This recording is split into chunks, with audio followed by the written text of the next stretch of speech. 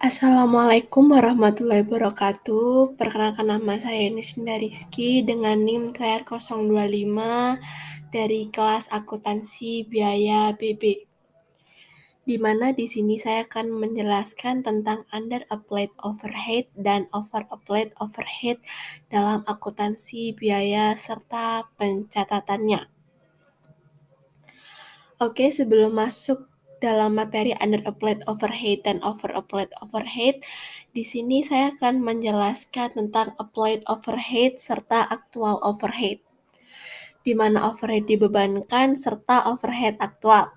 Applied overhead sendiri merupakan jumlah biaya overhead yang dialokasikan ke produk awal, diperoleh dari predetermined overhead rate yang dikalikan dengan aktual activity-nya, sedangkan actual overhead sendiri merupakan jumlah biaya overhead yang terjadi karena nilai itu diperoleh dari bukti transaksi overhead dalam jurnal. Semisal contoh dalam jurnal, suatu perusahaan yang seharusnya mencantumkan biaya pembayaran listrik yang dibayarkan seharusnya pada bulan Februari, dalam jurnal tersebut dibayarkan pada bulan Maret. Semisal lagi contoh, suatu perusahaan yang seharusnya membayarkan biaya tenaga kerja yang dilakukan pada bulan Februari juga, tetapi dalam jurnal data tersebut dicantumkan pada bulan dan dibayarkan pada bulan Maret. Nah, seharusnya kan dalam biaya aktualnya tuh sudah tahu, oh kita tuh tahu, jadi kalau biaya listrik itu seharusnya pada bulan Maret, kalau pembayaran biaya tenaga kerja itu pada bulan Maret, tetapi dalam data tersebut tuh bisa jadi itu diperkirakan. Nah, oleh karena itu untuk membandingkan biaya dalam data jurnalnya dengan biaya aktual yang seharusnya aktual dan real itu, maka dibandingkan atau mencari selisih dengan cara menggunakan konsep under applied overhead ataupun over applied overhead sendiri yang diaplikasikan dalam jurnalnya. Nah, under applied overhead sendiri merupakan biaya overhead yang diaplikasikan itu lebih rendah dibandingkan biaya aktualnya. Sedangkan over applied overhead sendiri merupakan biaya overhead yang diaplikasikan lebih tinggi dibandingkan biaya aktualnya. Nah, kan tadi sudah dijelaskan jika untuk mengetahui data dalam jurnal maupun biaya aktualnya itu kan mencari selisihnya. Sedangkan selisih dalam over atau under applied ini dibagi menjadi dua, yaitu tidak material maupun material. Di mana tidak material ini dibebankan ke COGS saja, jadi ke harga pokok penjualan saja. Sedangkan material dialokasikan secara proporsional ke tiga aspek, yaitu pekerjaan dalam proses, persediaan barang jadi, harga pokok penjualan, WIP, finish good, dan COGS-nya. Nah, kita sekarang masuk ke dalam contoh. Contoh dalam pengaplikasian overhead maupun under applied, di mana di sini saya akan menjelaskan contoh yang saya ambil dari jurnal. Di sini terdapat biaya aktual maupun biaya FOH applied-nya. Terdapat biaya aktualnya sebesar 164.500 dan biaya applied overhead-nya sebesar 180.000. Nah, sudah jelas di mana biaya applied di sini lebih tinggi dibanding dengan biaya aktualnya.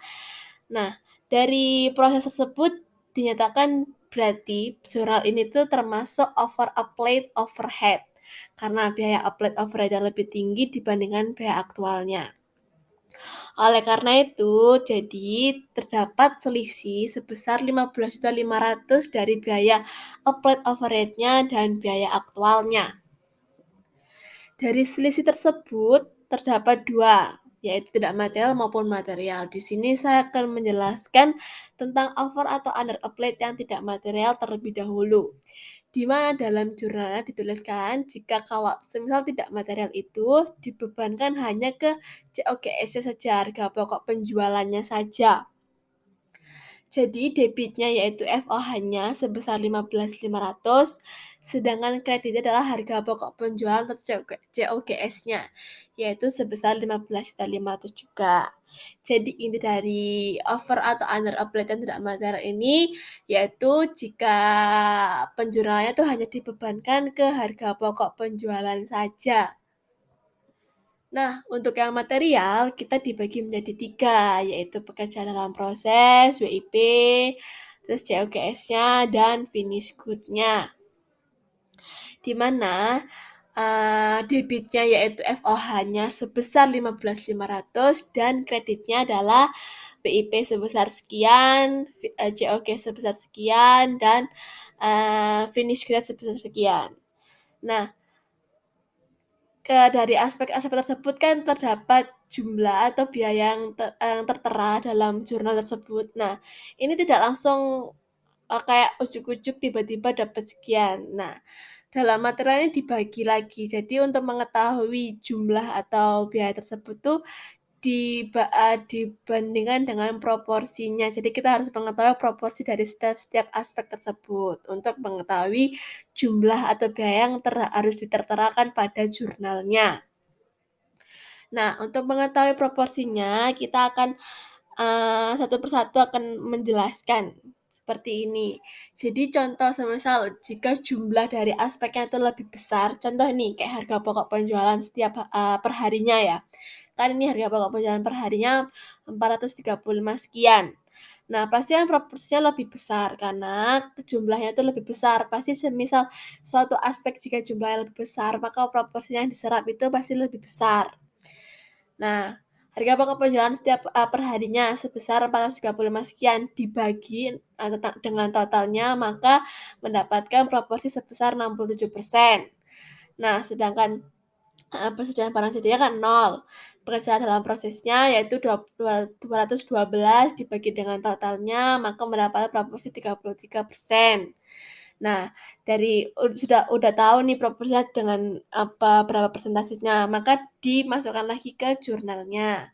Yaitu nih persediaan barang jadinya. Jadi finish good-nya itu 0 karena dikalikan kan 15.500 kalikan 0, 0. COGS-nya tadi kan mendapatkan proporsinya 67%, dikalikan 15.500 dapatnya 10.000 sekian, dan WIP-nya 33% dikalikan 15.500 dengan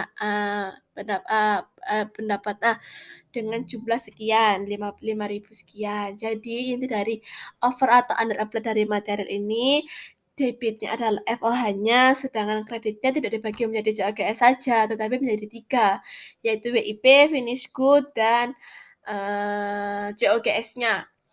Nah, untuk ini kan over applied ya. Jika under applied dalam jurnal tersebut ini nih. Nah, kalau ini kan FOH tuh COGS-nya.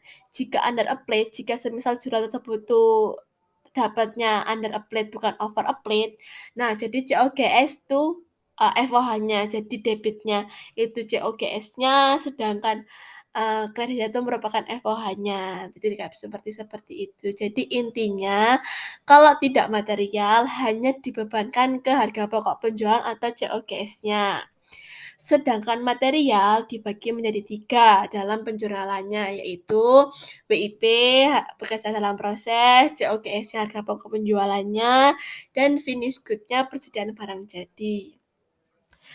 Sekian presentasi dari saya. Mohon maaf bila ada salah kata atau kurangnya. Wassalamualaikum warahmatullahi wabarakatuh.